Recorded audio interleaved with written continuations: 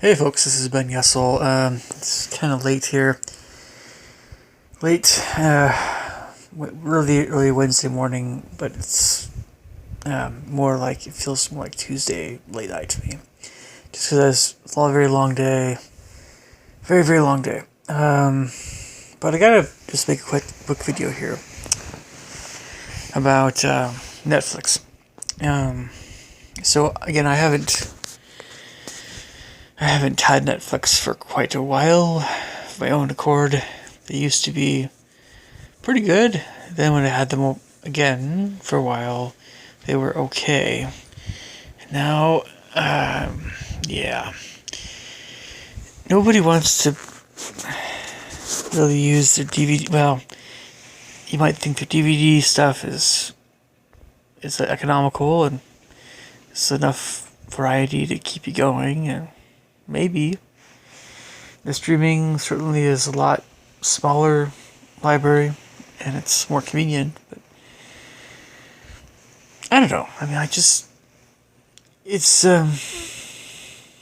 so when I was dog sitting just recently for a few days and staying at some other folks' house watching their dog, and they have Netflix. I was just watching some stuff again and hadn't seen but of course they didn't have any. So they didn't have any Jason Statham videos. I like that action stuff sometimes. They didn't have a lot of the stuff that I've watched before. And they had your documentaries that are kind of pretty cool and a lot of B-budget scary stuff. And oh, that's right. That was the other thing I was going to miss. I'm just talking to myself. Sorry, folks. So, but yeah, Netflix. There's a lot of stuff that's out there you could watch on YouTube about Netflix. Everybody wants to get the reviews of it. I think I've already given a review a while back that was pretty positive. It's definitely less so now. And it's because here's the reason why I think Netflix is not, I don't really have as much sympathy for them. So they're putting out originals. And they're putting a lot of money into these originals. But these originals are not really that great. You think maybe it might be a good idea to make fewer originals, but make those originals better? Or maybe kind of somewhat fewer, and have them somewhat better. Right? Instead of having a lot of originals. Most of them stink, right? Instead of doing that, that's stupid. It's better to go for quality, right, over quantity. And then charge a few more bucks, get some of the better stuff in there, Netflix, and people will pay more money for better content, original or stuff that's been around for a while, I just haven't seen. That's the way to do Netflix, but it's just like, I don't know. Who really wants to see Air Buds? Unless you're 6, or unless you love that kind of stuff. I've never seen any of the Air Bud movies. I'm sure they're very wholesome family entertainment. I'm sure they're just great. I'm sure that if someone said, "Oh, just watch Air Buds for just a little bit," if I was like watching some kids, I'm like, okay, fine, fine, you got me, fine. But no, I wouldn't choose to watch something like it. Just it's Air Buds, or and I really just I mean, I don't know. I've never been a fan of the idea of everything that's G-rated has to be for little kids, and PG-13 stuff is just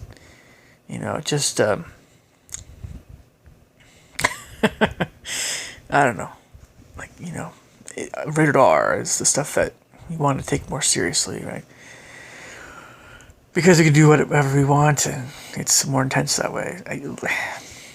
To be honest, I think it's still a good idea to stick with PG and PG-13 content. Although, I don't know, sometimes you could, I don't know, there's a lot of reasons why I think that's best still, but but you can have some very, very sophisticated and very enjoyable movies, more intended for an older audience, without it having to be really nasty and stuff. But getting back to Netflix a little bit, I would recommend that you guys watch The Video Game Nerds.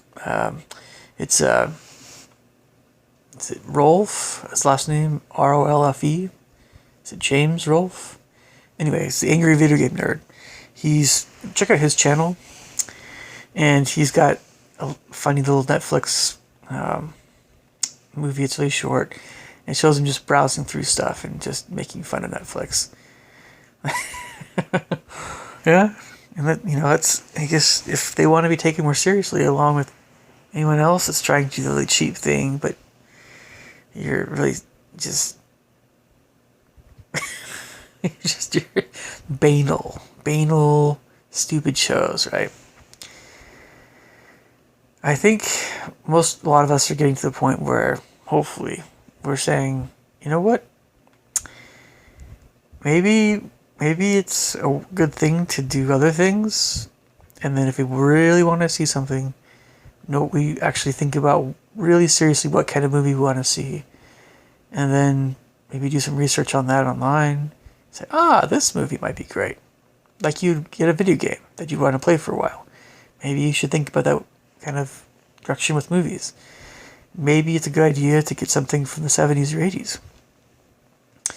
Maybe it's a good idea to check out, heck, I'm not saying we should go back to libraries and stuff, but maybe that's not a bad idea in some cases. But, you might find some gems, and whether it's horror or fantasy or sci-fi or other places, other types of movies, you might find some gems and really great movies. I'm saying actually really good ones. Occasionally you might find them on YouTube, but that's pretty rare. I would not recommend Bird Box either. No. But I would recommend internet searches of different genres of movies, and just check out maybe reviews of movies on YouTube. And then if you maybe own it or borrow it from someone, if some people have lots of DVDs, or it all depends. But I've been able to find really great movies online for free. It's just a question of how long those movies are up, And you're going to have sometimes better success with independent movies and older movies, with finding them online somewhere to watch. But there's a lot of stuff out there. It's just easy to think there isn't, because, especially if you stick with wanting to see just recent things. Anyway, what else did I want to mention here in this video? It's just, don't sell yourself short. Don't believe that you have to watch some dumb show because some other people think it's really great. You can watch it on occasion, especially if it's on something on TV that you're always at a friend's house and watching this show. That's maybe a little different, but okay. Well, I'm gonna wrap up this video here. Yeah, let me know what you guys think. I can understand paying a bit more for better content.